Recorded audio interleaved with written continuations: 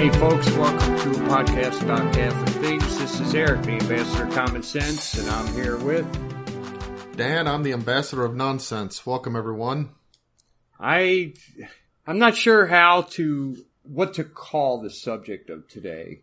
Can we use Tim Gordon's word? Black pilled, red pilled versus black pilled. You've heard that, right? Yeah, I've heard that, but that's not even it. I don't even know. This is going to take a little bit to set up. I mean, yeah, let's go ahead. We've in the past several years. Oh man, you know what? This thing's going to pop. This is going to be bad. Because you don't have a filter? Yeah, I don't even have my normal microphone. I stole my son's. I'm going to turn it around and so that it's facing away from me. And well, hold on. It might not pick up very well. Huh? Well, here's what my thinking is. You're in a hotel room, right? Yeah. Okay. Do you have a couple of those plastic glasses that they come with? I'm using them all. Can you?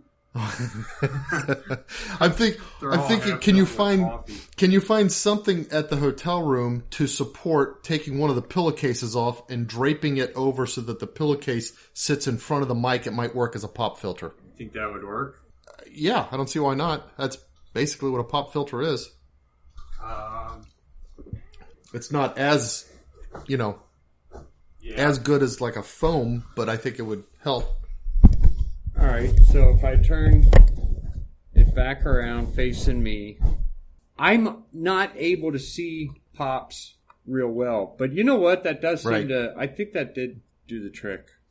I think. The other thing I was going to say, you could wear a face mask. Yeah, I could wear a mask. I don't know if I have one. Okay, well, anyway, so... We've gotten to the point where the bishops could pretty much do anything, and, it really wouldn't surprise me, because I don't think of them the way you're supposed to think of bishops. I know that there are good bishops out there, and I know that there have been good popes. I don't think our bishops are good. I don't think our pope is good. I see stories like, look, down in... This came out right after we published last week's episode. With Burrell. Yeah. Okay. Right. This was Monsignor. Okay. He's the General Secretary of the USCCB. Apparently, he's got kind of the most power that a priest could have in America. A non-bishop. And this was the guy who's part of the people in charge of investigating McCarrick. Yeah. This is a guy with a lot of power. Not only that, but he was in charge of the formation of priests at the American seminary where most of the bishops come from. And he's been forced to resign for sexual misconduct. Apparently, he's been using the Grinder Act almost every day. Now, apparently tracked to using it while visiting gay bars and stuff like that. Yeah. I mean, he's a grinder. His bishop tell parents maybe. We're not going to get too much more into that kind of stuff. Right. This is just a case in point, right? We don't need to warn parents. Okay. Right. I'm just saying that his bishop is the same one who suspended Father James, what's his name? Oh, Altman. Altman. Father James Altman. That's right. I always think his is name Bishop Callahan of La Crosse. Yeah. So, I don't have to point out how bad this is. It's stupid that I would have to point it out. Everybody knows it's bad. And this is just on the heels of Pope Francis telling us we can't have the Tridentine Mass. That's going to be phased out. I mean, that's kind of the gist of what he said. So, and I think what even goes more to your point is that this is not some, we don't fall off our chairs when we hear this. It's not a huge shock to us. It's a huge tragedy, but it's not a shock. Right. Because we expect this kind of insane, nonsensical, bad, evil, immoral behavior from our bishops these days. Yeah. And then I listen to the conservative podcasters and radio shows. There are no conservative radio shows, because if you're conservative to the point where you're going to diss the local bishop, you're not going to be on the radio. Right. So I don't listen to radio shows really. I'll listen to a podcast because they're not under the thumb of anyone. Right. But I listen to Novus Ordo podcasters. I listen to the modern. I don't know what you. Who's call an example of it? I've never thought of that as a Novus Ordo podcast. Can you give a couple of examples? Well, I don't know if you would call him a Novus Ordo podcaster. He's not in with the trads. Put it that way. Okay. Okay. Let me see my recently played list. I have a whole. Well, like Jimmy Akin would be one. I don't think Jimmy Akin would be one of them. Trads. Also, what's his name? The guy who goes Cresta. Cresta. Oh, yeah. Al Cresta. The guy up in Michigan. Yeah, and then there's the whole group up there in Michigan. Yeah, is kind of on that. Yeah. My whole podcast history is full of Jimmy Akin's Mysterious World, because I listened to that all the way up to St. Louis. It's a good show. Okay. I'll have to. I don't have that on my list yet. I'll have to try it. It's pretty good, and it's one of those things you could start at the beginning, and it's not time sensitive, so you can kind of listen to it whenever you don't have something else. And I can't find the other guy that I was thinking of. He has been on Tim Gordon's show a couple times. The other guy you're thinking of? Yeah. There's Trent Horn that Tim Gordon's had a couple debates with, and they're friends. Yeah. No, this isn't. Okay. Hold on. So I'll give you guys like that. Guys who, Michael Lofton. Who? Oh, right. Okay. Reason in Theology. That's the name of his podcast. Yeah. So I hear people like that who are kind of, I guess what you would say is they haven't been red pilled. They're in a zone where it's like, okay, you can't say that Pope Francis is, you can't say that this is an evil modus proprio or motive proprio. Okay. You can't call that evil. I'm going to take him as his word because he's saying that what he's trying to do is create unity. I don't have anything that suggests otherwise. So I'm going to believe him when he says he's trying to create unity. So they're on the side of, and here's the problem. They're on the side of. We talked about this. Yeah. Last week.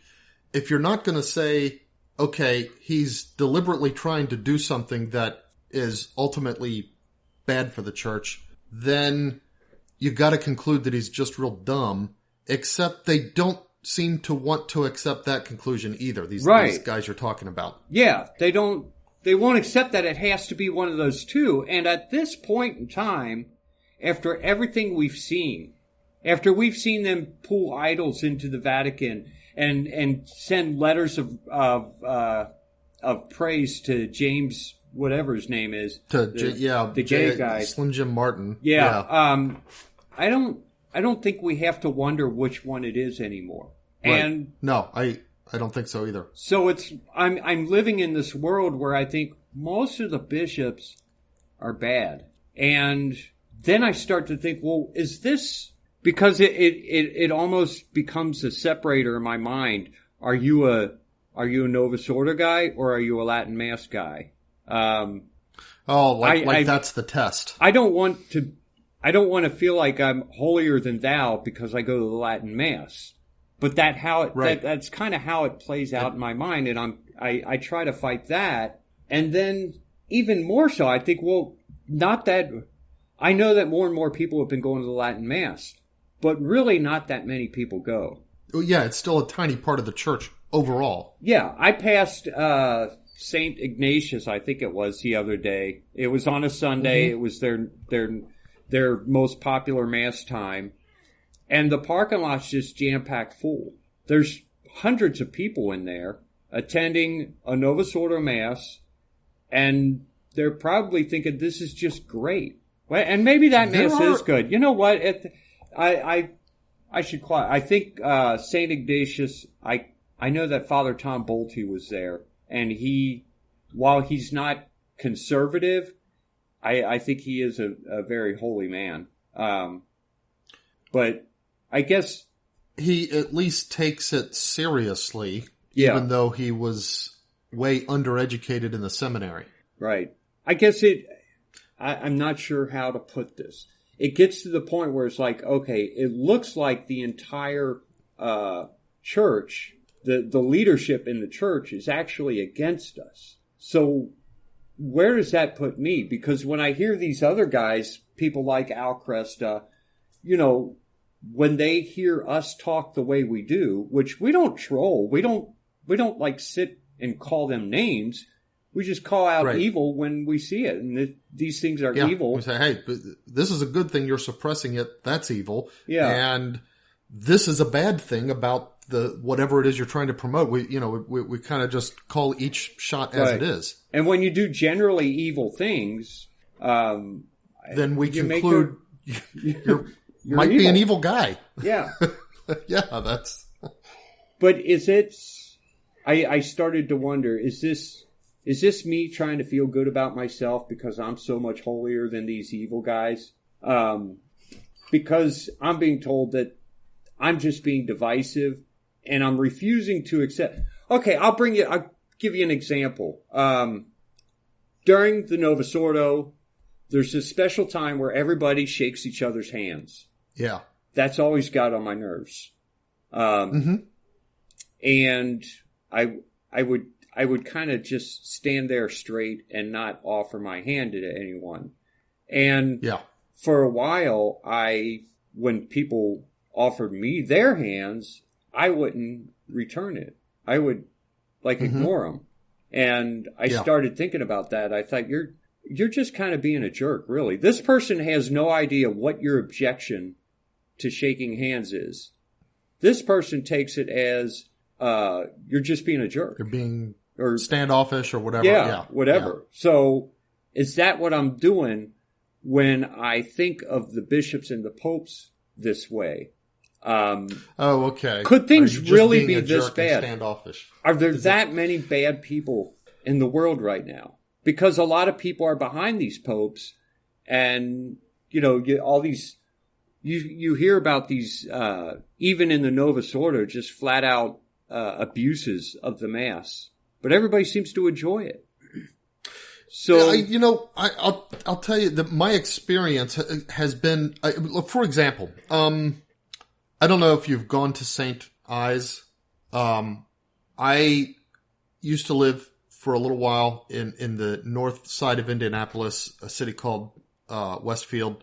Okay. And the convenient churches up there, the ones that were close to, that I would drag myself to and put up with and sit through, the options were either Our Lady of Mount Carmel, which is in Carmel, Indiana, which is the traditional rich suburb of Indianapolis, and been that way for a long time. So you can imagine what kind of church that is. But that was actually liturgically the more, I don't want to say conservative, but the more kind of straightforward of the options up there. But it was a little further away. The other one, that the timing of the Mass was more convenient, and so more frequently we would go there, was St. Maria Goretti. And this was one of those big churches that there's everybody who goes to one of these churches, please forgive me. The way I'm going to characterize your church because of this kind of architecture, this is one of those where you've got the altar area, the sanctuary. It's hard to see it as a sanctuary because it's not really set apart. Yeah. And then everything else is splayed like around it, like stadium style, where as you approach the sanctuary, you're actually going down rather than up. Wow. And yeah, what does that bring to mind? I mean, that brings to mind like, occult, like devil sacrifice kind of stuff, right? When I describe it. And yet a whole bunch of churches throughout the United States, I think in the 80s and 90s, maybe back in the 70s even, have been architected this way. Yeah. And they're just gross, for being like that. But anyway, regardless, it's like this. And they had one of these where it was kind of like you've heard our brother describe over at St. Maximilian Kolbe in Westchester. Yeah. So they had the band that played the fancy music, and they took it real seriously, and they've got a production guy in the back doing the soundboard, and they would do like 3 songs during communion, and the last song everybody had to just sit and listen while they played their concert, and it's like that. But here's the thing, it was very wildly popular. And here's my theory. I don't know if there's anybody who can contribute data to this, but I think the churches compare like the attendance you saw at St. Ives with like St. Martin's. Right. Okay. I think the churches that are really collecting the crowds like that are the ones that are managing to affect a more Protestant megachurch kind of feel to them, and people are going for that rather than for the mass. Yeah. Now, like I said, if there's people out there who can contribute some data to either destroy my hypothesis or uphold my hypothesis, go ahead, send it to us. We'll, we'll take it and look at it. But I think that's what's going on. The other kind of church that's becoming popular and growing and starting to bust at the seams are the really traditional feeling ones. The ones that even if they're not doing the Tridentine Mass, they've consistently got some kind of Latin chant during the Mass. They try to do very by the book. They've got the all-boy altar server team where they encourage lots of boys to be serving, stuff like that. Yeah. So you see those kind of bursting at the seams too. Now, those are very few and far between. That group, as a group of Catholics, is tiny compared to the more megachurch attracted ones. And then you've got everybody who just goes to their local parish because that's their parish, and those are the churches that are dwindling. And you don't even see the attendance that you, and I'm talking pre-COVID. I'm not talking trying to recover from COVID. I'm talking 2 years ago. You don't see the attendance that you saw 15 years before that. Well, I'll give you another example. As I'm listening to Jim Aiken's podcast, I hit on the Fatima ones. Now, he's going through this third secret. I don't want to get too far into this because it deserves its own show, but the secrets of Fatima. Mary said, if men do not repent, if the Pope does not consecrate Russia to my Immaculate Heart, Russia will spread her errors throughout the world.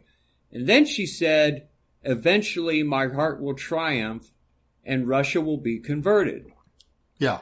Now, here's this popular radio personality telling me that it was done as Mary wished because what happened, the Pope consecrated the world to Mary's Immaculate Heart, not Russia, but the world, which I guess included Russia, but he didn't mention Russia. And what happened? Russia was converted.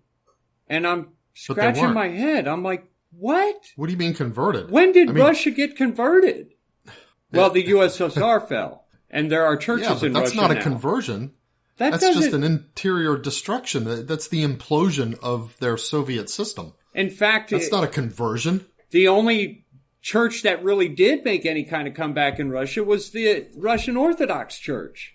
Mm-hmm. And they're certainly not converted. The official government church in Russia. Right. And then he's telling me that the Pope's assassination is what was predicted. Oh, described in that third secret thing with the priest in white crazy? Climbing the hill and all that stuff over dead bodies and arrows and bullets shooting, and the bark the tree or the wood with the cork bark on it and stuff.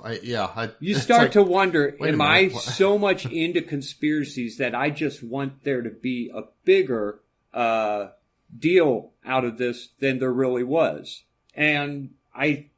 Or it's like, am I crazy or is everyone else? Not everyone else. No. But we are a small percentage. The people who think we are a small percentage. But it's like, I don't know. There's set aside what I want.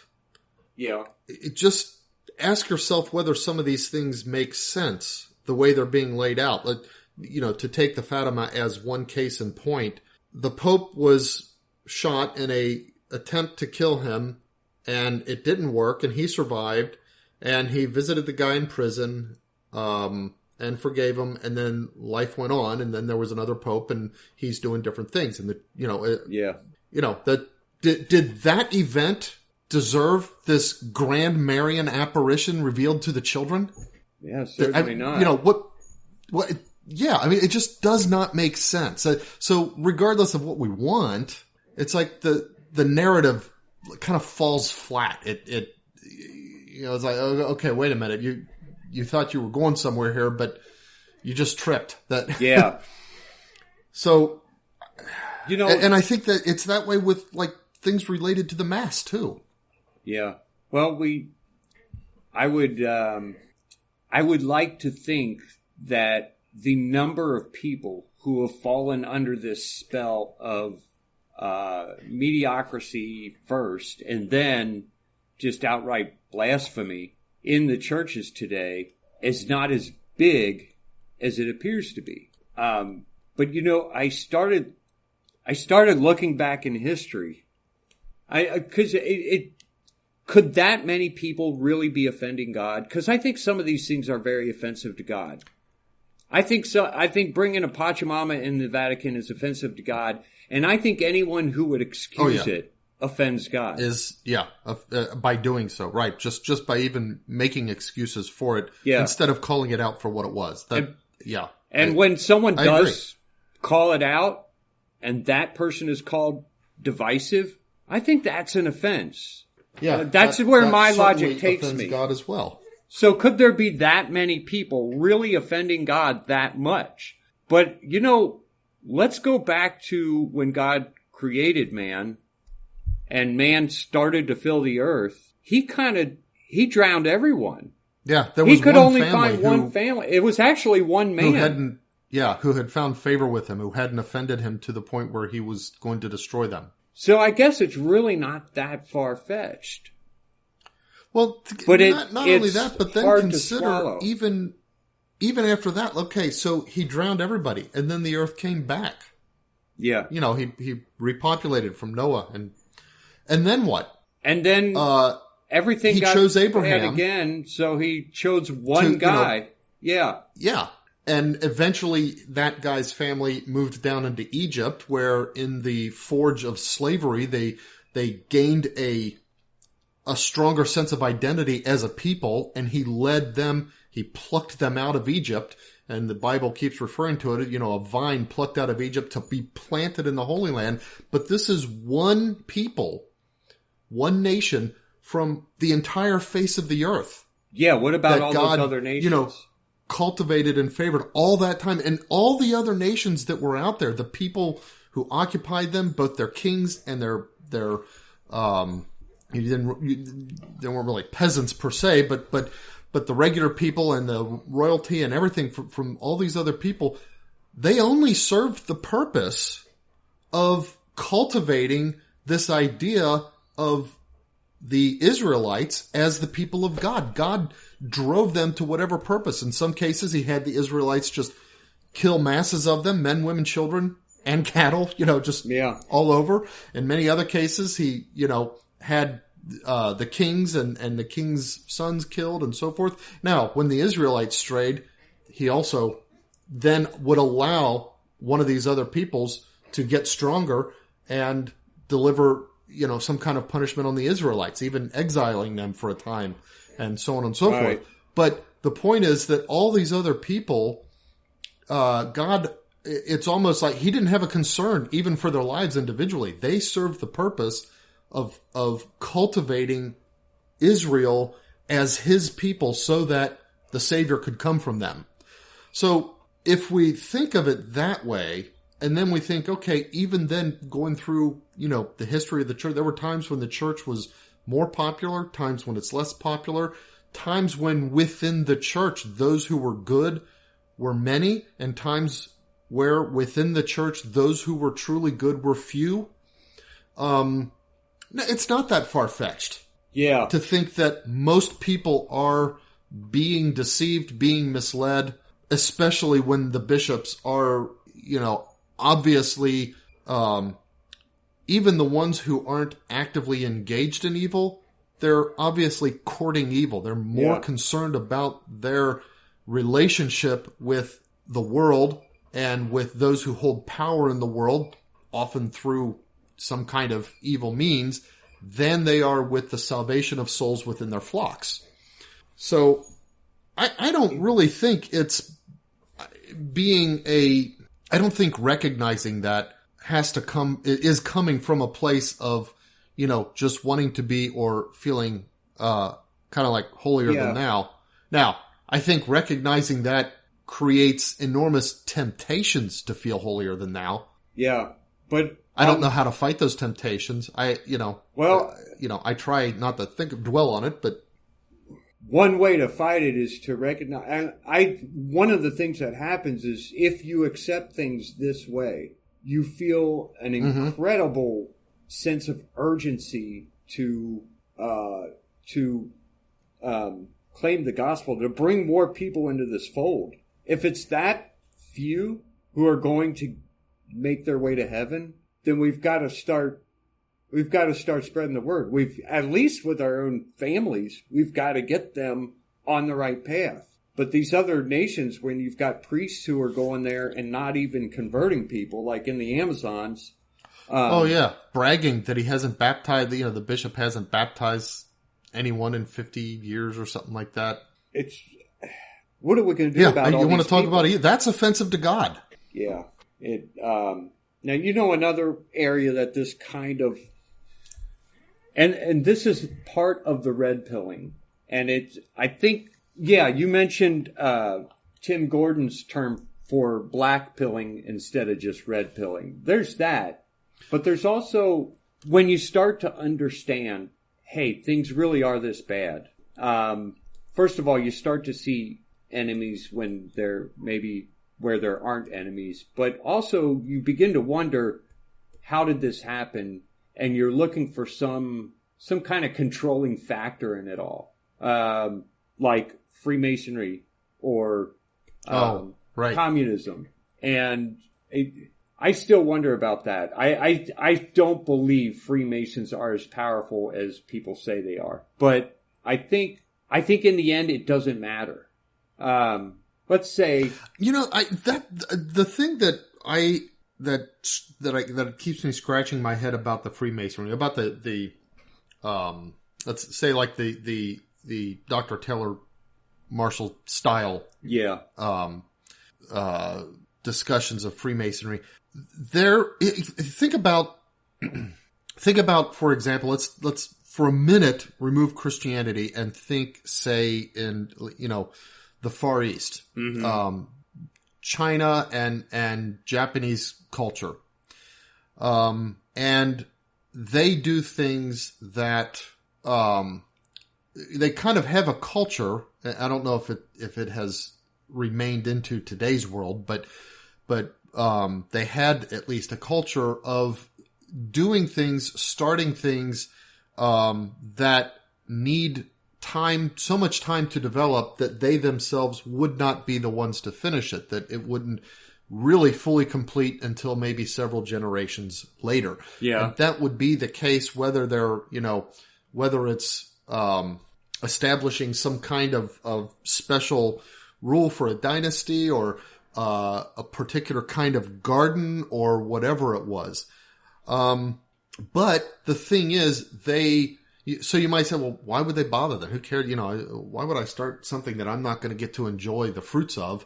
Well, they had their culture also included a concept of ancestor worship. There was like sort of culturally bred into them that their ancestors were in some manner still present through the things that they did, and that it's a good thing to make yourself present to your descendants in that way. And so they had that to drive them in that idea. It wasn't just about, hey, I want to make sure I set my kids up well. It was a lot more interior and spiritual than that. And then, of course, Christians, well, we want salvation for our kids. We think in the world in terms of a final binary, heaven or hell. That's, after everything else passes away, that's what's left. You're in one place or another. We want our kids to be in the one. We want to be in the one. And so we set up structures and programs and projects that are aimed at helping our kids and grandkids and great-grandkids get there. Right. I haven't been able to figure out what the corresponding multi-generational drive is for the Freemasons. Yeah. What is their drive to embark on this project and to keep hammering at it? Is that from the very beginning was known is going to be multi-generational, not seen, not completed, not enjoying the fruits by those who started it. So what was their motive for embarking on it in the first place? That's what I haven't been able to quite get my head around. And the only answer that could possibly be is that they have to have some kind of belief, some kind of spiritual or mystical belief that they're creating access to some sort of goodness or power or something for their own children, grandchildren, great-grandchildren, and so on. Otherwise, why do it? Yeah.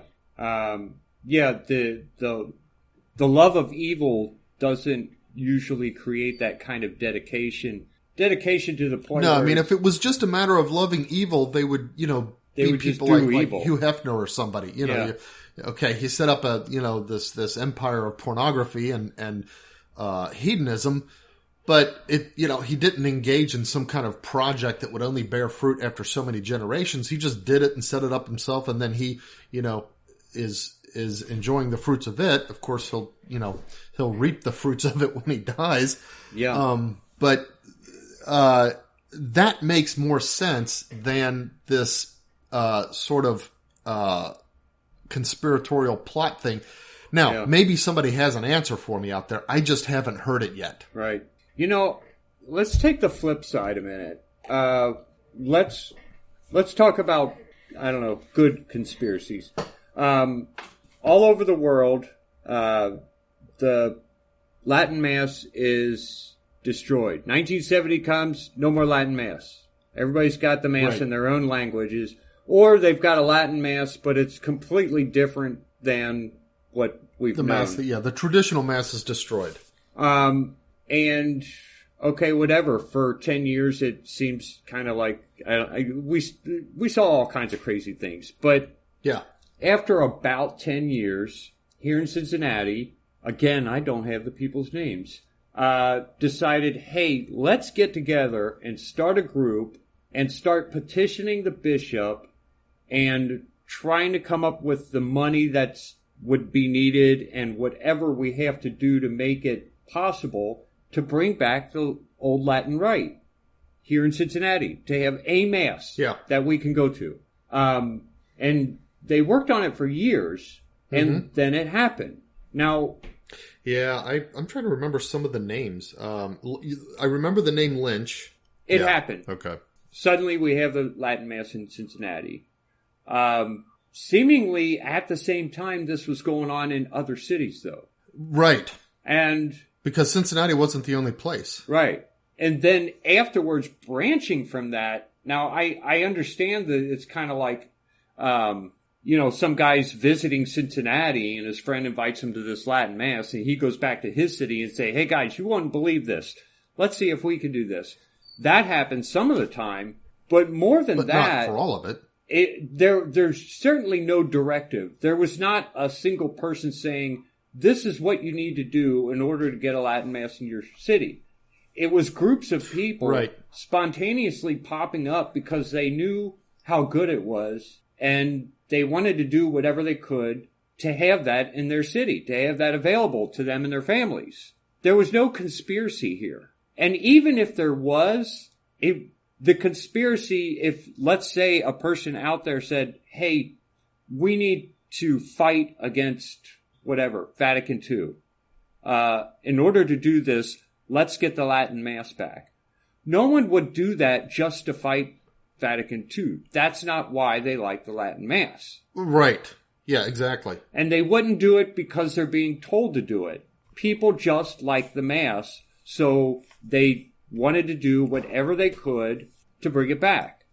Now, if we look at the other, I understand that there are high-ranking Freemasons and certainly communists who say, for our future, this is the direction we want to take. We need to infiltrate these places and get our own evil people in here and do a whole bunch of evil when we're in there.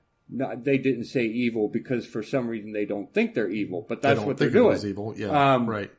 I know that happens, but more than that, there are people who are bad and they enjoy being bad. They enjoy doing bad things. Look, this Monsignor Burrell. Yeah. I don't think he enjoys doing bad things. He's just a nasty person. Yeah. And he happens to be in a place where he has a lot of power, so he can spread that nastiness. And it becomes a cancer that way. But I don't know if I would call it a conspiracy. There are other gays who might think along the lines of, we need to make the Catholic Church gay. But that's not where the power's coming from. No, it's, I was thinking about this, and I think this is why. Okay, hold on. As things continue to. Did you get Gene that Bushley? Gene Bushley. Okay, the Bushleys, I remember them. Helen Hill, Luke Leonard, Paul and Mary Lou Lynch. Okay. Those are some of the people who were responsible for bringing the Latin Mass to Cincinnati. I don't know if I should be saying their name, but it was a big deal. It was a huge deal. That they did a tremendous amount of work. It was a hard road for them. Right. And I'll tell you this. With a lot of setbacks. There were people in the SSPX. I guess the Gertyites weren't SSPX, were they? No, they were kind of like a splinter group of their own. Okay. There were people in these various groups, one of them being SSPX, one of them the Gertyites, who were only there because they wanted to go to the TLM. And when the TLM... This gave them a way to stay in the church and go to the TLM. Yeah, and they were overjoyed by this. They could go back to what they really did believe was the right church. Because they knew there was something wrong with what they were doing. But they had a hard time letting go of this Mass. Yeah. And rightly so. It's just that it forced them to do something that they shouldn't have done. But they were overjoyed to be back in the church. These are people who love the church. Yeah, isolating themselves. They weren't they weren't being divisive. They wanted to be in the church. They just wanted their Mass back. So hats off to the people who did all the work to make that happen. And it was a lot of years doing it, and it was in 1989 that they finally accomplished it. I should have found out last week, but okay. Now we've said their names. Hopefully they're not mad at me for saying their names on the if any of them actually learns that 4 people actually listen to. But okay, I'm sorry. I didn't mean to interrupt you. Go ahead. Now you got to think of what What was I saying? All right, I was talking about. Oh, okay. No. I get it. So no, I was going to say. So as things continue to unfold, I think we're going to find, because you've got okay, the whole McCarrick thing, which speaks about, it's not, the McCarrick thing isn't about McCarrick. The McCarrick thing is about the degree of rot within the hierarchy of the church. Yeah. And even after, okay, McCarrick, now he's out. All right, fine. Yeah. Well, now we learn about this Monsignor Burrell guy. Meanwhile, there's this financial trial going on in the Vatican. There was the whole, scandal of, I think it was a setup, a framing of the Cardinal Pell down in Australia, because he was poking a little bit too nosily. I mean, he was assigned to look into the financial stuff. Yeah. And then when he started finding stuff, he was, suddenly came under these charges in Australia, which turned out to be bogus and unfounded. But I think we're going to see more and more of this unfold as time goes on, rather than less and less. People are going to discover more and more. And the reason is because with the advent of modern communications, the internet, the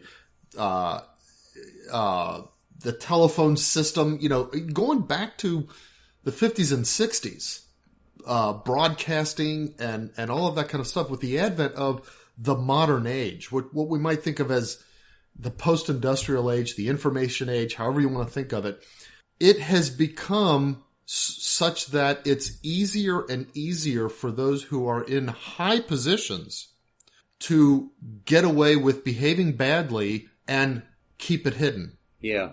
Whether it's sexually, monetarily, and financially, or whatever. Mm-hmm. Drugs, it has, and therefore those who are in high positions within the church as well have been doing so. And I think we still don't know the half of it. Right. And hopefully we'll eventually get to the half of it, to the point where it just becomes so bad that the church sort of undergoes a self-purge, kind of to use a crude term here, an enema within the hierarchy. Okay, so when you see all this, you but it's not a conspiracy. You're being forced. You see what I mean? It's not. Nobody said, okay, hey, this is how we're. Well, some people did say this is how we're going to infiltrate the church. I know that evil. Sure. I mean, we know the homosexuals did. Yeah. But the problems we're seeing now aren't necessarily the result of that conspiracy. Right. I don't think any of those conspiracies necessarily succeeded. I mean, they succeeded in the result, but maybe small ways. Yeah.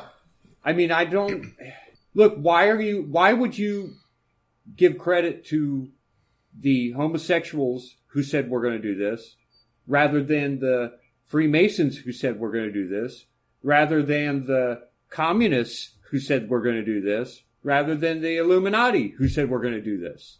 Why is it any one of those people or groups? I think each. I mean, I think you're right. I think that there were conspiracies of some kind of infiltration. That's one of the things of these various groups of people. I think it is true that they all saw commonly the church as their enemy. I don't mean commonly like they got together and talked about it. I mean that the church has stood as the enemy of these various groups.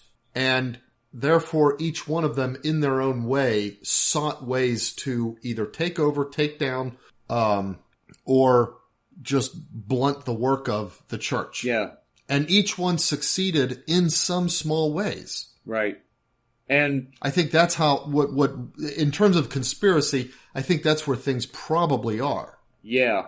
The infiltration is not necessarily of the Freemasons or the communists. It's of evil, because that was the one thing that tied all those groups together. Right. The devil is what brings them together, and in ways they don't know. It's just their cooperation with evil. And that's the thing. It doesn't need to be. I think that's where a lot of people end up in their minds going down a wrong path when they're thinking about these things, because they think, wow, in order for it to, the church is the body of Christ. And so you think, wow, in order for the rot to go so high in the hierarchy, there has to have been a massive secret, huge conspiracy of infiltration. Well, you know what? The fact is, there is a devil. There's lots of demons, devils, whatever, but there is a devil. There's Lucifer. And if you take, Thomas Aquinas and Einstein and several other, brilliant people and combine their intellects, and then multiply that by about 1 billion, well, okay, now you're starting to get about as smart as your guardian angel. Okay. Yeah. Lucifer was like the highest angel. Yeah. And so it doesn't need to be a conspiracy, because the devil's perfectly capable of wielding his influence on those who are willing to give it to them, without them even knowing that it's happening. Yeah. Yeah. And the devil hates the Catholic Church. So he hates Christianity generally, but especially the Catholic Church. So there are people who refuse to be red-pilled. They refuse to think, no, the Pope's not evil. He's just not real smart. Or these bishops, the USCCB, they're doing some things that aren't quite right. At heart, most of them are trying to find Christ or trying to lead people to Christ. And I wonder if they think that in order to accept that, no, this isn't the case, we've got a serious, serious problem here, a serious infiltration, and it's not going to go away. In order to accept that, then you have to accept that either the Freemasons or the communists somehow, over a span of several generations, crept into the church. And you don't have to, those things are not equal. Those ideas aren't the I same. see what you're saying. You can accept that there's an infiltration without accepting that the Freemasons are the one who did it. Right. And I know there were a lot of Freemasons in the Vatican, back in the 60s and 70s. I know they were there, but I don't think those people are even Freemasons anymore. I think they were Freemasons because that was the bad thing to do at the time. I don't think their dedication. Parties, you did things that were fun and you received gifts of power and money and influence and stuff like that. Right. It's not a religion the way Christianity is. You get something for being evil. You usually don't get something. Yeah, but I also understood that Freemasonry was kind of like one of those pledge things that like you go in but you don't get out. Yeah, I don't know. I always thought that was the case. I hear all kinds of things about it. But when you've got a bunch of bishops who are Freemasons, yeah, obviously there's a problem, but is it because of the Freemasons or is it because there's a lot of bad people in the church? And is one because of I guess my only Or is it point because that in the modern world, it just suddenly became too tempting for most people to occupy the office of bishop without giving into evil. Yeah. Yeah. And maybe it's like any other sin. Maybe it's hard to do at first, so you only do it a little bit, and then gradually you get worse and worse and worse until you're someone like Bishop Callahan, who's canning the good priests and promoting the bad priests. Yeah. Or, compare it to, to use a common man's sin today. Mm-hmm. If you talk to priests who are talking from the experience of the confessional, and they even say this at sermons now. Some priests do. The better priests come out and say this is something you got to fight. But it's like practically a epidemic among Catholic, I don't know about the women, but guys, to look at porn. Yeah. Well, why is that? It's not because there was some kind of conspiracy that they've all been drafted into. Yeah, the porn industry didn't get together and say, how are we going to get these Catholic men? It's easy and it's pleasurable, and they do it. Yeah. Because it's a temptation. It's a temptation that they were unprepared for. And people are making money off it. Hit the world, the whole internet thing. There's money and power involved there, but it's not necessarily a conspiracy that got all these men to look at it. Right, exactly. That's the point. The men who are doing the evil thing are not doing it because they were drafted into some kind of conspiracy. They're doing it because it's set before them, and it's just too tempting to walk away from.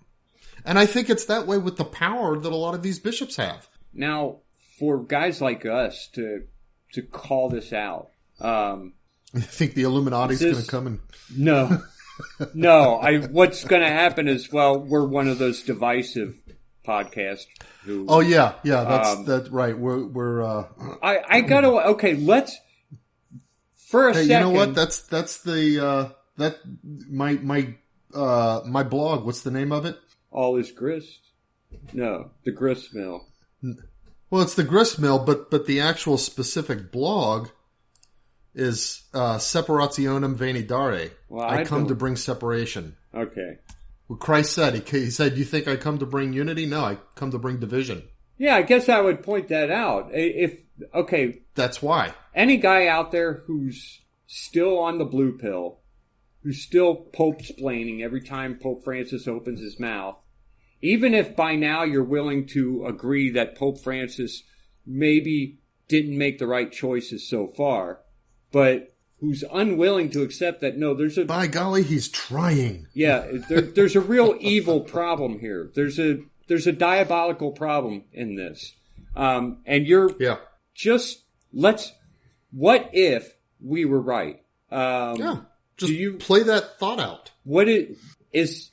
Are we supposed to not be divisive here? Are we supposed to not call it out? What did Christians do in the past? I mean, okay, what did Jesus do? Because you could compare these priests and these bishops and these popes to the Pharisees and the high priest. He put it in secular he didn't like terms. These I mean, when Hitler was invading Alsace-Lorraine and Poland and other countries like that, were those who did not want to be under Nazi rule supposed to say, let's not be divisive, we'll go ahead along with it? Yeah. I mean, that's what... If we are right, that's the equivalent of what's going on here. Yeah. Are we supposed to not be divisive then? Now, obviously, we can't do anything about it, but is going along with it... Other than point it out and pray. Yeah. Is not pointing it out going to help? That's certainly not going to help. Do we have a better chance of Pope Francis giving us his ears to hear us when we beg for the Latin Mass again? Do we have a better chance of winning him over by not pointing this stuff out? I don't think so. Exactly. We've got to make noise. And does Bishop Casey... No, I keep calling him Casey. Callahan. Because of our cousin. Casey Callahan. Good thing he'll never listen to this podcast. By the way, just for those, you don't get more Irish than this. You know what his birthday is, right? No. It's St. Patrick's Day. Is it really? Yeah. Casey Callahan, born on St. Patrick's Day. What? How would you know that? Well, because I was there. I mean, I wasn't there at the hospital, but he was born. Okay. I mean, I was aware when he's a younger cousin. Yeah. Okay. What was I? Okay. So if Bishop Callahan, is he going to change his mind about Father James Altman because we were more respectful? Is Father Altman going to didn't call this stuff out? Yeah. Is Monsignor Burrell going to get more punished because we were charitable? Or are those who are actually in charge of seminaries going to be more on the lookout to keep people like Monsignor Burrell from becoming priests in the first place if we just sit back and say, let's not be divisive, let's not talk about it? Yeah. I have to wonder, what do these people think? Because I've heard them say things like, that's not productive. I just lost Eric. I'm calling him back. Looks like I lost Danny. You there? Yeah. Okay. I'm here. I dropped the phone. Oh, okay. Were you walking around like waving your arms while you were talking? No, I was just sitting here and I don't even remember what I was doing, but I dropped it. Anyway, it was just a good line too. Or not a good line, but it was an important point. Oh, because their answer is, I just don't think that's productive. And I gotta wonder, what do you think is productive? What is productive? And productive of what? Yeah. What is it you're trying to produce that you think this isn't the way to do it? Or that this is counter to it somehow? Perhaps because of your ease with these kinds of terrible things, you're allowed to go on to shows like EWTN and convert all these people who wouldn't have you if you weren't there. But that's kind of the beauty of the internet. Convert them to what? Yeah. Convert them to the insipid banality of what the bishops are now? Yeah. You just for a second, just think, what if we're right? And tell me, what good... What then? Is this way of doing it, of ignoring it, of not calling it out, and of not calling it out in strong words. St. Paul defied Peter to his face and didn't leave it at that. It wasn't a personal conversation. He went and told the whole world. He wrote a letter about it. Everybody in the world since then knows about it. That's how strongly he opposed Peter to his face. Here's the thing. The point wasn't everybody now knows that Paul withstood Peter to his face. The point was everybody now knows that Peter committed that error of action. Yeah. He called Peter out publicly. Was wrong. So anyone who saw Peter doing this would know it's wrong. They shouldn't think that what Peter did was okay. And no one should think that these terrible things that these bishops are doing is okay. They should know that this is evil. They should know that what the Pope's doing is evil. No one should ever Paul was extremely divisive. Pachamama is okay. That's not okay. Paul, what'd you say? You think Paul was what? I said I think Paul was divisive. Yeah. I think Paul was being very divisive. I was just reading some of his letters, because I'm working my way through the Bible, and he even says, hey, look, you've got some of the brethren among you. He said, look, don't worry about judging the heathens and the pagans. God will judge them. Leave them to themselves. But when you have brethren among you who are going off on the wrong way, put them out of your community. Don't let them be part of it. Send them out. He's like, hey, that it's like the heathens, don't worry about them. God will take care of them. God will judge them. God will punish them, whatever. But among you Christians, the ones who are acting badly, separate them from the community.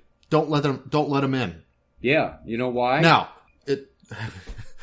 because they really want in and they're going to change their behavior. Yeah. Not necessarily to a person, but also to preserve the purity of the church. Yeah. Yeah, you got to cut the cancer out of the body. He referred to the church as a body in so many different ways. Yeah. It's like, because he gave the whole thing, can the foot say, I don't need the hand, or can the hand say, I don't need the foot? And, he was making a certain point there, but he referred to the church as a body. But what if your body has cancer? What if your body is sick? You've got to cut the cancer out. You've got to get rid of the sickness. You've got to treat it. And that's what we have to do. Right now, we've got that's brain cancer. cancer. That's what the bishops ought to be doing. I mean, it's the very head is cancerous. We can't do anything about it, obviously, but we can at least point it out. What are the stages of cancer? Feels like stage 3 or 4 brain cancer. Yeah, it's obvious now. It's not even hidden. Yeah, and we got to defy him to his face. We got to do what he says still. Yeah. And we've been saying have that to for obey months. him. Yeah. And you know what? When Paul says, I withstood Peter to the face, here's another interesting point, because Protestants love that line. Yeah. But that withstanding that he did not include a single act of disobedience. Right. He did not refuse to do a single thing that Peter ordered him to do. Yeah. That's our model as well. Yeah. He just called him out for doing something himself, Peter himself, that was wrong. And like I said, Jesus himself withstood the Pharisees. And I don't know if you see anything about disobedience there either. I mean, Jesus... No. I mean, he said, do as they tell you, but don't do what they do. I'm trying to think of a story, of a gospel story, where Jesus didn't do what he was told because... Like, disobeyed them? You're right. Yeah. I don't. No, I mean, in think fact, the whole, he was a rabbi and, he was authorized to teach in the synagogues and stuff like that. But, Mary and Joseph took him. I mean, Mary went to the temple, did her, the child that opens the womb is supposed to be dedicated. She took him to the temple, did the whole ritual bath that she's supposed to do, complete obedience to the church. Jesus went up to Jerusalem for the various feasts that they were supposed to if they were able, if they're in the area and stuff. Right. I mean, right up until he sort of changed the rules at the Last Supper, he was obedient to the Jewish law. Yeah. Actually, he's probably... And he made a distinction between the written Jewish law as given by God to Moses, and the various interpretations and emanations from that the Pharisees came up with. Hand. Yeah. But he's probably the only Jew in the entire history of Judaism who actually followed every Jewish law to the letter. Right. I mean, think about it. He probably did follow every single Jewish law to the letter, at least regards to his station. He wasn't like a Levite, so he wouldn't be the one offering the sacrifices in the temple or anything like that. And yet he called them vipers. He withstood them to their faces. He not only called them vipers. Here's the thing: if you go back and read, and I love rereading like the Gospels and stuff because. You hear the stories, okay, they'll tell the story at school, or maybe they'll have the short gospel passage in church. But when you read the gospel all the way through in like a program of reading the Bible, this kind of comes out. He embarrasses them, and purposely. He knows he's doing it. He shames them. He leads them into traps where it's like he's purposely making fun of them. Give an example of that. And he doesn't spare them from that. He's even acerbic sometimes in how much he embarrasses them. For example. You want me to give an example? Yeah. I can think of a couple, but I'm just wondering what example you think of when you say that. Did I call you out? Yeah, you did, because you know what? I'm one of those who will like read things and then realize the high level lesson of it and then not be able to recall the specifics. Yeah. But well, so the whole thing there's that. I was thinking of the time that he cured the blind guy, and they're like trying to hold this trial about and he doesn't really specifically embarrass them directly in this sense, but it's like they're making fools of themselves, right? Over trying to figure out, is he trying to accuse him of something for healing a blind guy because it was the Sabbath, or the time, it's like they come and they ask these questions and that kind of stuff, and he says, you know what? Let me ask you a question, because you're all these scholars.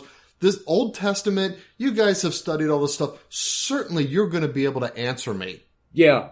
King David in the Psalm refers to, is it the Psalm or is it, I think it's the Psalm, refers to his son as his Lord. How can the son of David also be the Lord of David? because the son is always less than the father. Well, it's not just that he's posing a puzzle to them. He's embarrassing them about their inability to explain the Old Testament. And he's publicly doing it. Yeah. And he's shaming them for it. Now, of course, he eventually provides the answer himself when he rises from the dead, because the son of David is also the son of God. But the point is, he had no compunction about shaming them for that. Yeah. And there's a few other cases where I can't pull them out of memory, but when I'm reading, it's like I just get this, I'm chuckling while I'm reading, because wow, he's really calling them out and just exposing their ignorance here. And kind of making fun of them about it. So he's got a severe dislike for these hypocrites. Yeah. He ridicules them in public, shames them in public, makes them look stupid in public. Yes. And he's not apologetic about it. He just does it. So what's the wristband that everybody likes to wear these days? What would Jesus do? Yeah. All right. Well, there you go. Yeah. Criticize these bishops who are doing terrible things. Call them out. Make them see how stupid it looks. How bad it looks. When you try to tell a person... at the very least, let everybody else see how stupid it looks. Yeah. At least they won't... Well... You still got to obey your bishops, but don't follow their example. Yeah. The thing is, aside from his disdain for hypocrites, he felt great pity for the people who were stuck under these people, who were under their thumbs. Yeah, that's true. He was, I can't remember which occasion it was, but he was in the desert and there were thousands of people to see him, and he had pity for them because they were sheep without shepherds. I think that's one of the multiplication of the loaves, wasn't it? That's one of the things where it preceded that. Yeah. And so he taught, there were sheep and so he taught them. He was tired. He was worn out. He was human. Yeah. He had a body and a mind, a brain that wears out. Our brains get tired after we do a certain amount of stuff. He was worn out, but he pitied them. He had compassion on them because they were like sheep without a shepherd. So he taught them. He rallied and said, okay, let me, give you the word of God. Yeah. Well, we can't do that, but we can ask, God to send someone to help us. Right.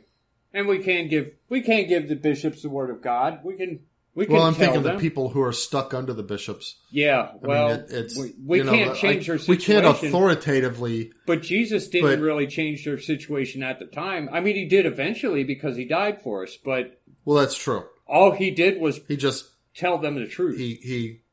Yeah, and that's what they needed. And we could do that. Well, we try, but nobody listens to us. We're divisive. Sorry. I hate to say this, but normally I smoke while I'm doing a podcast. I know how not PC that is, but... you know what? So what? I'm in a hotel. Oh, you're not allowed to smoke, are you? No, but I do have this little vape pen that, is some kind of a substitute, somewhat. Oh, it stinks, a little bit of nicotine there or something like that. I hate it. Yeah, that's... the whole vaping thing, I just don't get. I get smoking more than I get vaping. I don't know why. Maybe I can come up with some kind of rationale. If it tasted better, I would get it. I don't know. To me, vaping is smoking is... There's an experience that goes beyond just the hit of nicotine with smoking. Yeah, I but like vaping, taste. To me, it's like vaping. It's like, okay, it's like every once in a while you take out this syringe and give yourself like a little shot in the arm, and that gives you some kind of little jolt of pleasure. And so you just do that once in a while. To me, that's what vaping is like. There is a taste to it, and I could see, because I did quit smoking for like why not just drink months. Beer or something then? If the taste is what you're after. No, you or can't. Or suck on a lollipop or whatever. It's not just a taste in your taste buds. There's a taste in the back of your throat to okay, so there's smoke. Still a little bit of that sort of, okay. Yeah, it's not the same. If they had a vape juice that actually tasted like cigarettes, I would switch in a heartbeat. But well, in order to do that, it'd probably have all the same effects of cigarettes. Yeah, it would actually be cigarettes. If they had a cigarette that tasted like cigarettes, I would quit. Okay, I think we've exhausted we've kind of stumbled into several. We went through several subjects here, but I think they're very much tied together. Yeah, but I think we made some good points. And you know, the thing is, everybody who, you know, might be listening, who's ever inclined to listen to our podcast, the continued point is you still have to obey, even if you're, you know, withstanding what they do. Right.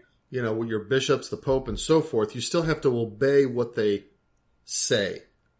Right. But it's okay to be divisive. Yeah, you're supposed to be divisive, whatever it is. You know, bring, you know, be Christ. Yeah. You know, we're supposed to be Christ in the world. Christ said, I come to bring division. Yeah. Okay. How about current events? All right, let's go with current events. YouTube says that it has pulled videos from Brazilian President Jair Bolsonaro for promoting misinformation about COVID-19 pandemic. I don't even know why I read that. Who cares? YouTube. Why is this guy's misinformation any different from other people's misinformation? What is misinformation about COVID? We don't have any truth about COVID. They lied about everything so far. I don't know what information anyone has about COVID. It's all misinformation. Because no one's told the truth even a little bit. Oh well. The U.S. House of Representatives votes to pass the Allies Act. It's a bill that would provide visas for Afghan interpreters who worked for the Americans during the war. I think this is a really important thing to do. That's why I brought it up. I never see Congress or the House do anything worthwhile anymore. But at least, and I think it should extend to more than just interpreters. A lot of people gave up their lives in helping the Americans.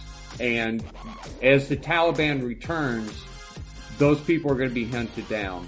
And we should at least, since we caused all this, we should at least try to help get these people out of there. Yeah, makes sense. Speaking of which, let's see. Taliban spokesperson says that the Islamist group does not want to monopolize Afghanistan. I don't know why they say that. I mean, what else do you call it? Pointing to past failed attempts by countries to do so. He says that women's rights under the Taliban would now be respected. Although, women would still need to wear a headscarf or hijab, Hijab, and have a male relative as a companion in order to leave their houses. So, well, you know, women's rights will be respected. Right, yeah, but you know, you have to respect them though, as long as they're doing that. Yeah, which means you're not allowed to look them in the eye because that only their husband has a right to do that. Yeah. So, just rest at ease.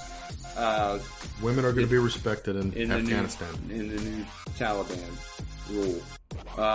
46 more Afghan soldiers have, including 5 officers, have fled to Pakistan after abandoning their posts. So that continues to happen. It's a big thing. The Afghan army is falling apart, and I can't imagine anyone staying. I mean, it's obvious they're going to lose at this point, but I guess I could. I guess some people are like, you know what, I'm going to just hold out and die a soldier. Yeah, right. So hats off to them, I guess. You know, if more people were like that, there would be a better world. Yeah. Let's see. The Brazilian Minister of Defense communicated to the President of the Chamber of Duties, Arthur Lira, that the 2022 elections will not be held if a bill that bans electronic voting and reinstates the use of paper ballot does not pass through Congress. That's so hard. Okay, so he's saying we will not hold an election if electronic voting is going to be part of that election process. We will only allow old school, countable paper voting in our elections. Okay, yeah, that's what it looks like he's saying. Sounds like that's what he's said, which I sounds like he's trying to. It would be a mistake. It would be a mistake to think that electronic votes are the only way to cheat, but they certainly make it easier. Yeah, they make it much easier, especially for one. So I have to applaud the sentiment to cheat a whole bunch. Yeah. The U.S. Department of Justice announces that it will not open a civil rights investigation into government-run nursing homes in New York. Oh, for the COVID deaths? Yeah. So it's going to say they're going to get away with let it. Governor Cuomo off the hook. Of course, they're talking about the government-run nursing homes. Right. I assume that means state-run. Yeah, but what about the people who were responsible for sending the COVID patients there? Because it's my understanding that the people who ran those the nursing homes themselves, they're like, to do what they're told. Do this. Yeah, but if it's ran down their throat, they're not the ones that are culpable. It's the New York Department of Health and Governor Cuomo and those guys who are actually culpable for all those deaths. Yeah. So. Well, okay. Yeah. Cleveland Indians will now become the Cleveland Guardians. Guardians? Are you serious? That's so gay. Why does anybody... It is. It's completely gay. Well, you know what? And I guarantee you there are Indians out there, American Indians, who are saying, what the heck? Yeah. Yeah, there's a lot of PO'd Indians out there. Hey, my wife's half Indian. It ticks her off. I mean... What if, like, you had a sports team named the Americans? If I have a sports team, it's going to have something to do... The name is going to have something to do with Indians. Yeah. Just because I was, to me, that's part of the, sort of the noble mystique of the Indians. Whether it's true or not, it's just, that's what it is for me. It's dumb because, it's a tribute to their... nobility. That's what it is when you name a fighting team after them. Or a fighting piece of equipment, like the Apache.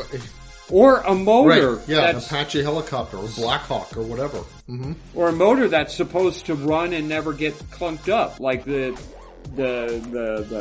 Tecumseh. Oh, right. Tecumseh engines. Lawnmower engines, I think. I don't know. Anyway. Well, we all see the stupidity of that, but I don't understand why anyone is giving any serious ear to sports right now. Why are people still interested in sports? I don't even, I haven't been interested in sports since they started doing the whole, take a knee thing, and they've just gotten worse with the whole Indian thing. Yeah, and the COVID thing. Yeah, gosh, yeah. I'm putting cardboard cutouts in the seats. Yeah. So the National the National Football League announces that players not adhering to COVID-19 restrictions will be subject to a fine of $14,000, $14,650. Why do they say 600? Why do they have the COVID restrictions? What are they talking about? I don't know. Are they gonna put masks on while they work out or something? I think maybe the ones who are not getting vaccinated might have something to do with it. Is that what it is? Not vaccinated? I don't know. I'm guessing. Because there was another story about the number of NFL players who had been vaccinated. It was, I'm not even going to guess what the percentage. Okay. It was a dumb, I don't know. But apparently there are people who are not getting vaccinated. Okay. And they're being... Oh well. So in Hungary, we've talked about them a couple times. There was a gay pride march in Budapest. Oh my! In protest of the newly passed law that prohibits gay teaching in schools. Right. Which we talked about that last time, right? Yeah. That law. So there's a big protest there. I'll bet it's not that big. As you would expect. Yeah. Protests continue to occur in Iran. There's 10 consecutive days, I guess, at the reading of this news item. And I think over water. They don't have water. Somehow, raiding the streets is going to get them water. Well, the thing is, if the lack of water is because of, if it's because of a drought and there's no water to be had, that's one thing. But if the lack of water is because of government policies, then it makes sense to do that. For example, like the food riots in Cuba, for example. Yeah. Well, the reason they don't have food is because the government keeps them as a communist country. Right. Not because of anything else. And so it makes sense for the people to protest that and riot and stuff like that. In California, there's a drought. They're going through droughts out there. There are some big lakes that are slowly disappearing because... Okay. Because of the droughts. Because like of the slowly, drought. like over the last decade, sort of thing? No, over the past year or two. They're getting dangerously low. Oh, okay. Yeah. But the thing is, Trump talked about this way back in 2016, and it's something I've known for a while. It's just no one else talked about it. Is the fact that they waste their water. They don't dam their rivers. California? Yeah. Really? It just goes out.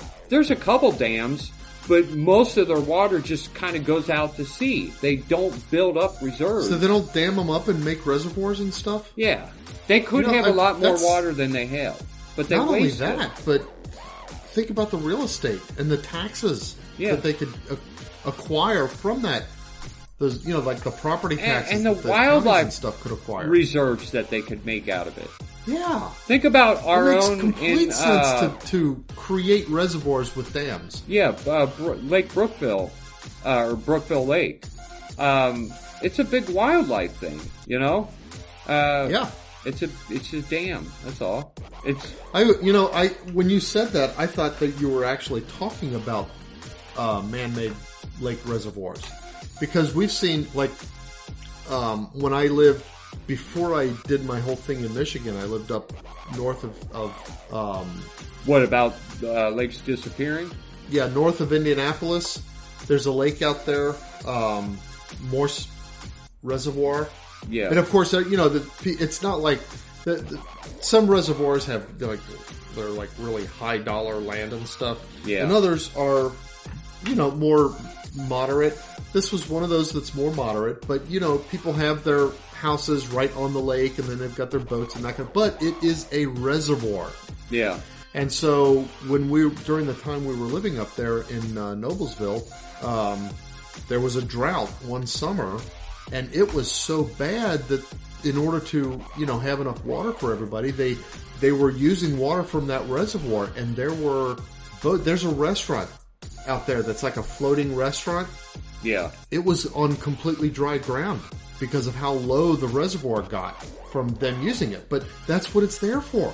You take a creek, a modest, creek, you dam it, create a huge lake, and now you've got water that you can use in the case of a drought. Here's the thing.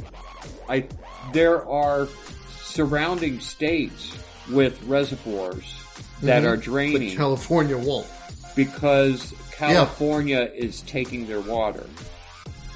Oh, you got to be kidding me! They shouldn't even give it to I don't California. know if this is true or not. This is something that someone pointed out to me, and I said, "Can you send me some links so I could talk about it?"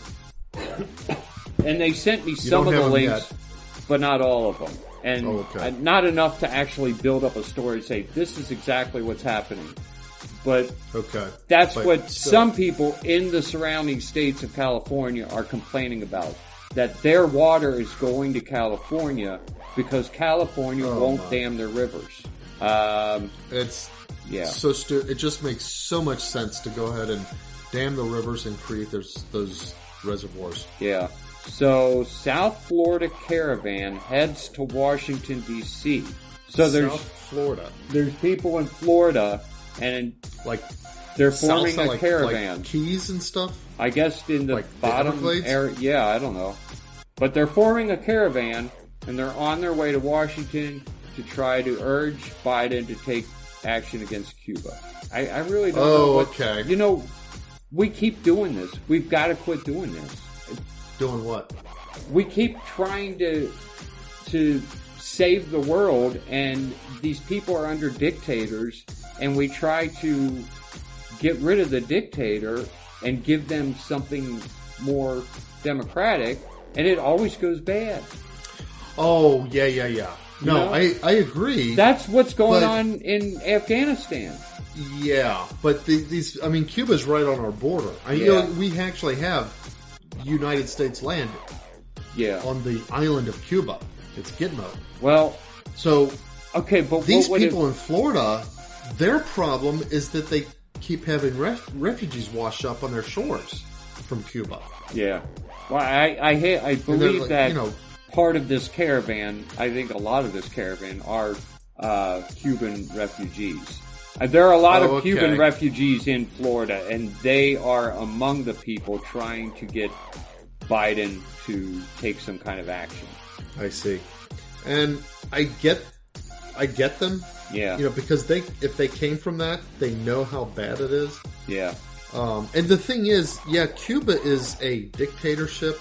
I don't think there's an easy answer for Cuba, because let's say you got rid of the dictatorship. Well, what then? Right. The people have been living under a It's dictator. not like the people there are. It's not like the people there are prepared for freedom. Right. They're kind of like in the state. The only thing that I think could possibly, make sense is some kind of long-term plan that says, you know what, let's go and nuke the Havana and get rid of the Castro family, and wipe them out, and then make Cuba a territory like Puerto Rico, and then eventually maybe they'll become a state too. But in the meantime, we'll be managing them not as a interim, hey, we're going to give you democracy and then you're going to go off on your own and be wonderful like we stupidly thought we would do in the Middle East, but as a more permanent arrangement. We're here and you're part of us now permanently. Yeah. That's the only thing to me that would make sense in Cuba. Right. But the reason that might work in Cuba is because Cuba wasn't the dictatorship that they are until the communist takeover of Cuba, funded by Russia. Right. Back in the 50s and 60s. Kind of, people like that remind me of the Jews in Exodus, who Moses had to drag out of Egypt practically. And at every turn they wanted to go back.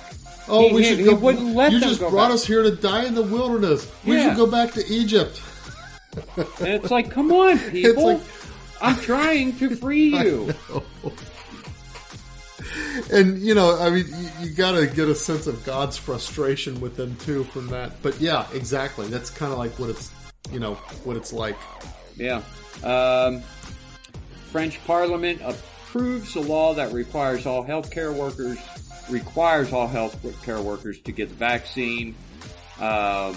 Also, will not allow. They're going to create like a vaccine pass so that you could go to restaurants, get on planes, things like that.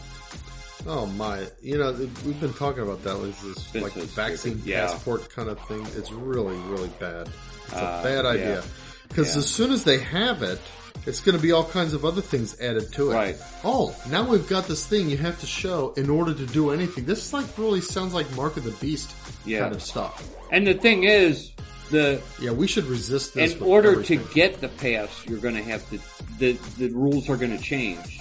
Even if they say now you get the vaccine, but you also get the have vaccine, to get your pass. Oh, you have now to do this, we're going to add that. a star to the pass. Yeah. Without the star, you can't do these things. To get the star, you got to do this other thing. Yeah. And then we're going to add a circle around the star, and then to get that, you got to do this other thing, and on and on and on. Yeah. Well, I know they've done it. They've done it in a few countries so far. The whole pass thing is a mechanism.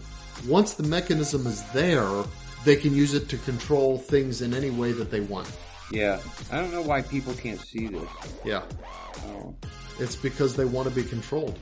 People can see it, and that's what they want. Yeah, I guess even people who grew up free want slavery. Yeah, they want to be under somebody's thumb. Yeah. So, the Eastern District Court of New York orders Hobby Lobby to forfeit a 3,600-year-old tablet that contains a portion of the Epic of Gilgamesh? To the federal government. That's like one... Yeah. Why? I mean, they're saying the company illegally purchased it in a private auction in 2014, and the Justice Department had been looking for it, and I guess it had been stolen from an Iraqi archaeological site in the aftermath of the Gulf War. So they're trying to obtain it to give it back to Iraq. That's the story. Was it really illegally obtained by Hobby Lobby, or was it just illegally sold and Hobby Lobby, It was stolen, then Hobby Lobby bought it at an auction. Right, So they bought it for, what did I say? I didn't say. It doesn't say. They bought it in an auction, though, in 2014. The Justice Department has been looking for it since 2013. I don't know why they didn't track the guy who was having the auction and say, hey, you can't auction this. They waited until after Hobby Lobby paid for it. That's the thing. They should find him and then make him reimburse Hobby Lobby for giving it up. Yeah. I mean, I agree. I'm kind of, I don't know if you want to call me a liberal or what, but when it comes to like cultural artifacts and that kind of stuff, I tend to, be a kind of restore them to the right people kind of person. Yeah. But not in a sense that directly penalizes people who may not have particularly done anything wrong. Right. Okay, that's all the news I got. That's your news. Okay. I've got some news items. Okay, first of all, this is just kind of funny. So a girl at a amusement park in New Jersey gets smacked in the face with a seagull. I guess, this is kind of if Alfred Hitchcock wanted to film at an amusement park, what he might have... A seagull? Had to do. A seagull. She's on a ride, like a roller coaster style ride. It's called the Spring Shot. I don't know what it is. It's on Maury's Piers in Wildwood, New Jersey. And the seagull flies into her face. Yeah. There's actually a video of it. Okay, so it's what? Oh my! I'm just playing the video for the first time. So this is one of those the slingshot at Kings Island. It's just a circle, right? You're in a ball, and they shoot you up into the air. Oh, that okay. I know what you're talking about. She's on that, and this seagull is flies into her face. Well, she grabs it and throws it off. I think then it comes back or something like that. Really? No, it only hit her once. They just showed two different. They showed two different views of it, but it hits her, and it's like right in the face, and she pulls it off. Yeah, it's like she has to. Oh, the poor girl. It flew against her and then just stayed there. Is she sure that's a seagull? Well, I think that's because the thing was moving so fast, the bird was pinned. But I guess this must be one of those rides that has kind of a camera on it to show your reactions and that kind of stuff. And that's how they were able to get this video. So that would be a nightmare. I know. When did I ever tell you about the monkeys at Kings Island? No. I mean, I remember monkeys being... Well, let's say Kings Island. Kings Island. I remember monkeys being at the zoo, not at Kings Island. No, at Kings Island, there was a wildlife exhibit, and... Oh, yeah. I used to go on the train there. I remember seeing rhinoceroses there. Yeah, there was that, but then there was a little cage area, and there were monkeys there. Okay, I do remember that. Yes, you're right. There was some kind of white and black monkey. For some reason in my head, I'm picturing a lemur, but they weren't lemurs. They were monkeys. And they were in this caged area, and you could get pretty close to the cage. So, but you're behind like one of the little rope with the stanchions and stuff. So, I had a quarter, and I set it at the edge of the monkey cage. And this monkey kept staring at it. And he would look at me, and then look at the quarter, and look at me, and kept creeping closer and closer. Finally, he reaches his hand through and grabs it. And I grabbed his hand. That thing went ballistic. It was going, ah! Really? Everybody looks over at me. I'm like, they're all like, what happened? What happened? I'm like, I don't know. The thing just went nuts. I must have been about 12 years old. I thought I was going to get in big trouble. So you put it there as a trap. Yeah, I was trying to lure him over, and I thought, I'm going to grab his hand and see what he does. I didn't think he would make that much noise, but he went nuts. Oh, my. I thought they were going to throw me out of the park for that. But I get in the end, people were staring at me like, you little punk, you did something, didn't you? But nobody could prove anything. I wasn't going to hurt him. I just wanted when I grabbed his hand, of course. Who wouldn't want to touch a monkey, you know? Mm-hmm. Okay. All right. So this, the kind of following on the same theme of birds here, and especially Alfred Hitchcock. What if birds actually were smart? Well, scientists are kind of, I guess, a group of cockatoos has learned how to. Now, they could have learned this from raccoons a long time ago, but they've learned how to open up the lids of these trash bins so they can get to the food inside. Okay. Were they taught this, or did they just learn it? Well, here's the thing. By like one of them must have learned it, but by watching like the progression of where the behavior started showing up, they were able to determine that most of them were learning it by seeing other birds do the same thing. Other cockatoos do the same thing. Okay.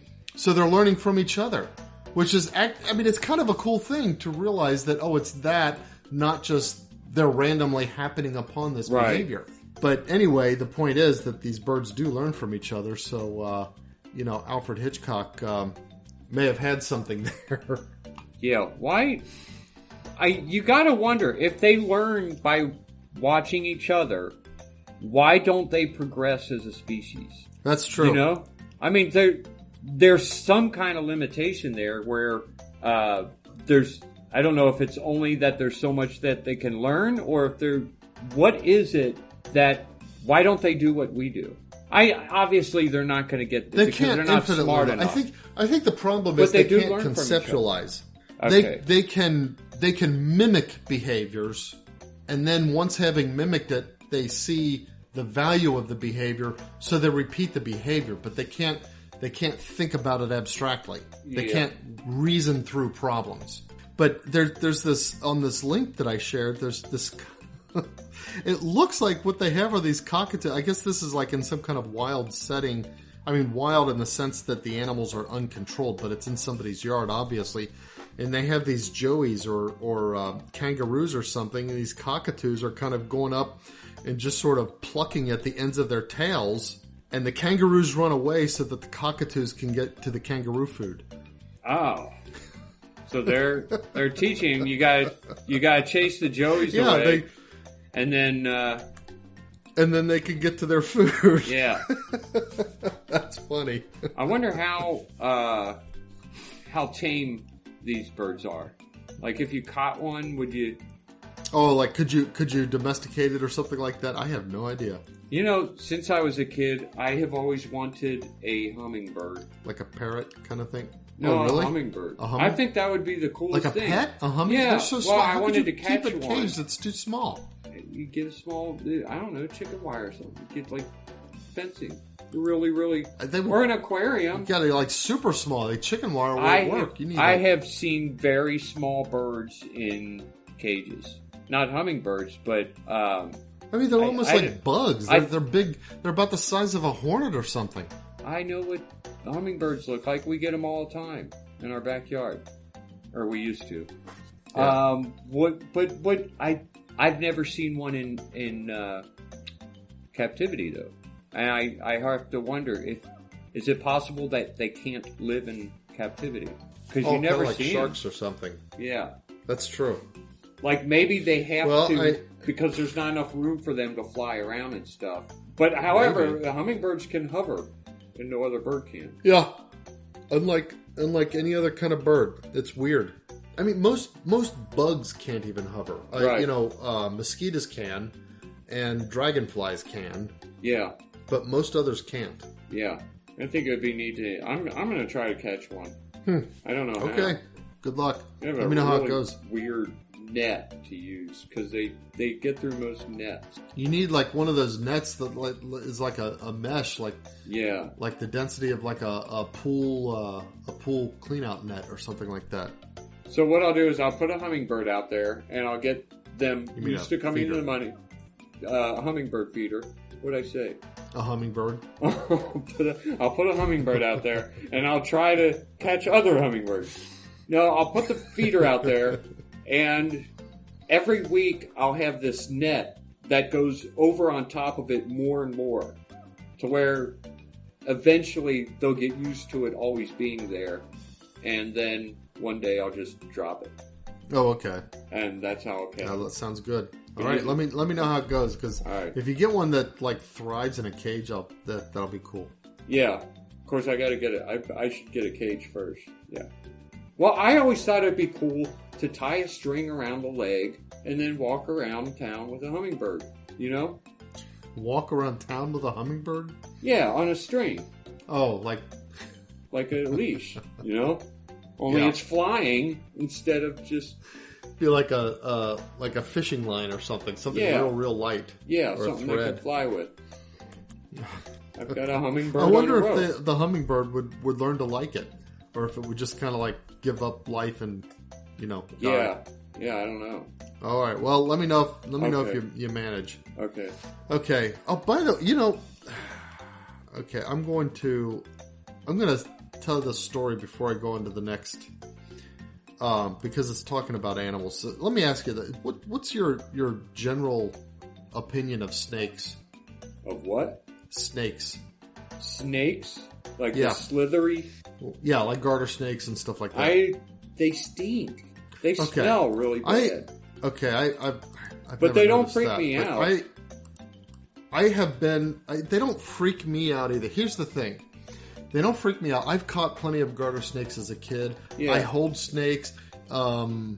Vassallo at St. Martin's used to have that boa constrictor in the tank. I've held that one. Yeah. And stuff like that. They don't freak me. But here's the thing. I realized that regardless of my not being freaked out, I have this fundamental reflex when I see a snake that it ought to be dead. And I'll tell you, here's the story that made me realize. This happened like just the other day. I forget if it wasn't yesterday, it was the day before. I was driving home from somewhere, and there's this part of the road that's kind of like an S-curve. And as I was coming around the second part of the S-curve, I saw something in the road. Well, once in a while things are in the road, so you kind of just avoid them. So but as I was sort of passing it, I realized it was a snake. So just by reflex, I pulled back towards it, so that my back tires might hit it. This was like a black garter snake, like maybe 3 foot long in the road. You really don't not one of those tiny ones. So I just pulled, just as a reflex, okay, I'll pull my back tire to try to hit it. Now here's the thing, the events that followed onto that. Why I didn't have enough, there wasn't enough, time to actually, between my front and back tires to get my car back over to where it was so I would hit it or anything like that. So I knew that I had missed it. So then I started thinking, well, maybe I should go back for it. Wow. That was the thought I had. That you would even think that. I know. And then here's the thing that's really going to blow your mind. So behind me, there's like 3 or 4 other cars, and of course I didn't go back for it. I didn't, seriously like engage that as a serious proposition, but as a sort of a natural follow-on to, well, no, I'm not going to bother going back. But I'll say a quick Hail Mary that one of these other cars got it. You're psycho. I know. It's like, that's so weird. I got like two syllables of the Hail Mary. And what am I doing? No, I'll tell you what. At our house in Cleves, we had snakes. Every now and then, mostly in the basement, I would see one in the basement. It wasn't a finished basement. So, and there was a crawl space there. And I remember helping you like run wires and stuff in it. I would see snakes, and it didn't bother me. One time, I saw a snake in the kitchen, and I let it go. And Vicky was so like took it outside, angry. Let it go. No, I said shoo. Oh, you just let it go in the house? Yeah. So they don't bother you even a little bit. But here's the thing. Number one, I've never gone through my food and got into the kitchen and looked at mice. Found snake poop. Or even a snake skin. Oh. I never found that. Oh, okay. I don't find anything that bothers me about them other than the fact that they're there. And despite the fact that it was close to the country and we lived, right next to a field and some wooded areas, never had mice in that house. Oh, right. So that's a big thing. And that's the thing about snakes. They keep the rodents down. Yeah. Big time. So snakes don't bother me. Yeah. And, I mean, the snakes you find around where we live, they're basically going to be garter snakes. Yeah, they're all garter snakes. Except, I think there's some kind of black racer, or black rat snake or something. They're bigger. Well, maybe that's what I saw on the road. I thought there were black garter snakes, though, too. I think because that's what I'm assuming I saw on the road. I think those are something different. Oh, okay. And then there's also in our area water moccasins. The water moccasins are the ones that are poisonous. Yeah. But you don't see those often. No. I've never seen one myself. I've seen a couple snakes in the water. I don't know what they were. Oh. Like were they swimming. Very big? No, not really. They're about the size of a big garter snake. Okay. But they'd be swimming and stuff. So I have no idea what they were. And then there's copperheads sometimes. Yeah, copperheads. Yeah.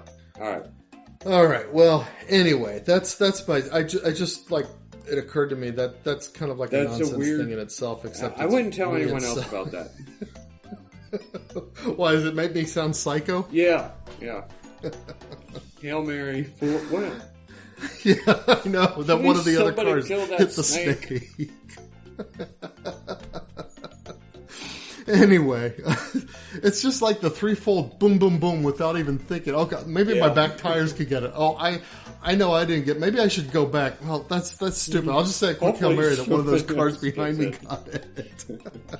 That's weird. It's just like this reflex. Okay, there's a snake. It ought to be dead. I never felt that way. All right. Anyway, so back to nonsense news. Down in Texas, this is really bizarre. A couple of teen girls discovered the remains of a 25-year-old guy who was dead. Okay. They stole his jewelry and posted a video of them stealing it on Snapchat. Isn't that weird? How do these teens get so stupid? I know. It's like, what is the world coming to when teenage girl... It's the one girl said that she took the necklace because it, quote, matched her fashion style. Matched her fashion style. Yeah. Yeah, it's I don't... What the heck? They were 15 and 16 years old. These girls are eligible for the Darwin Awards. Something like that, yeah. They're facing felony charges. Anyway. Yeah. Weird. Okay, and my final one. This one, I don't know. is this guy just a bubblehead or what? Could you call him a bubblehead maybe? The headline is Florida man in bubble-like vessel washes up on the beach, sheriff says.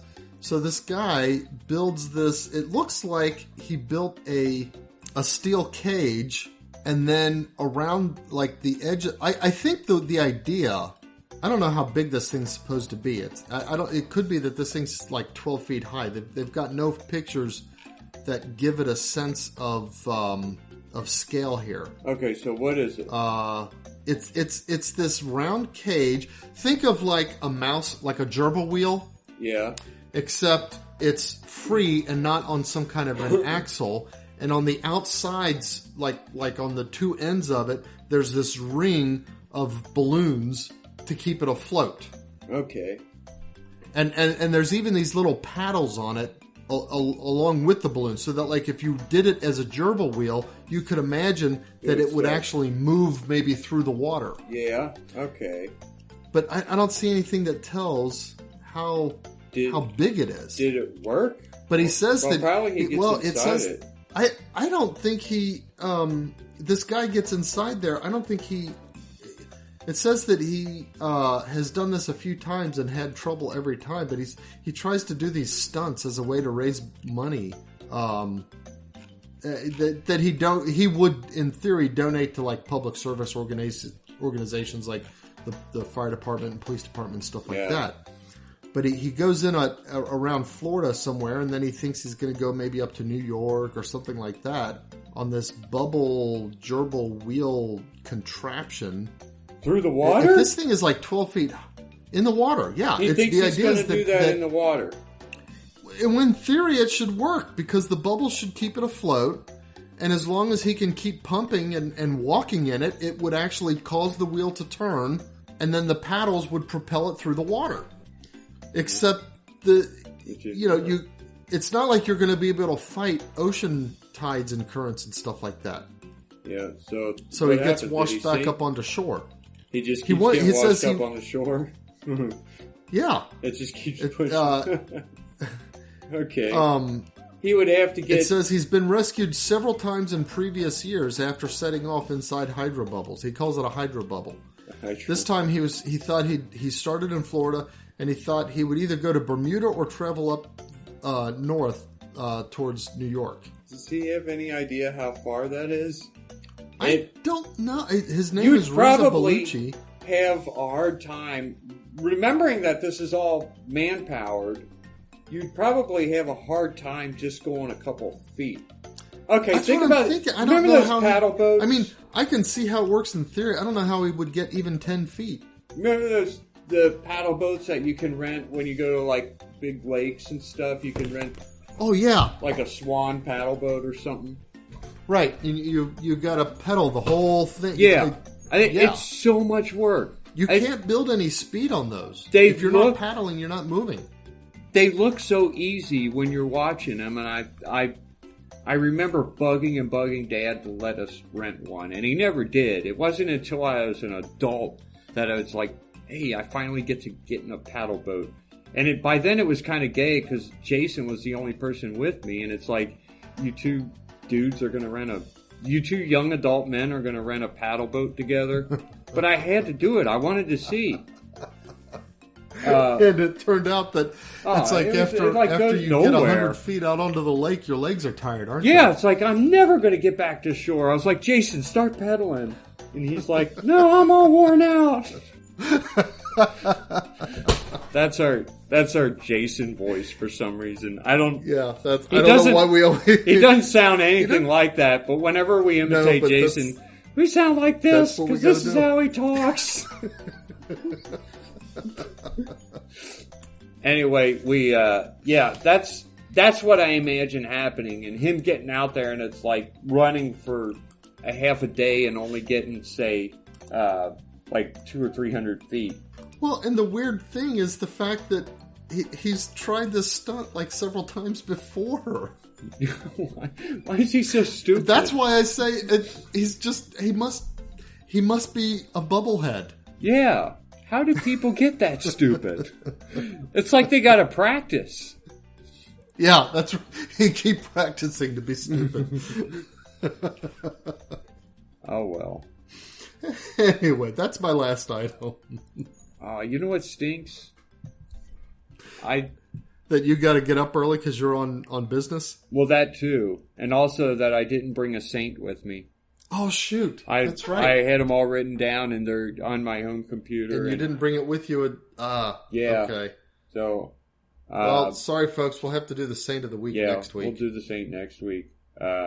Actually, you know what? I'll commit now. I have a double next week. So there's two saints with kind of this weird possible kind of a theme, connection. A related theme? Okay. All right. It's hard to explain. You'll see. It'll be worth it, though. It's a pretty neat story. So, good. Well, folks, think about what we said. And as always... circle the beads.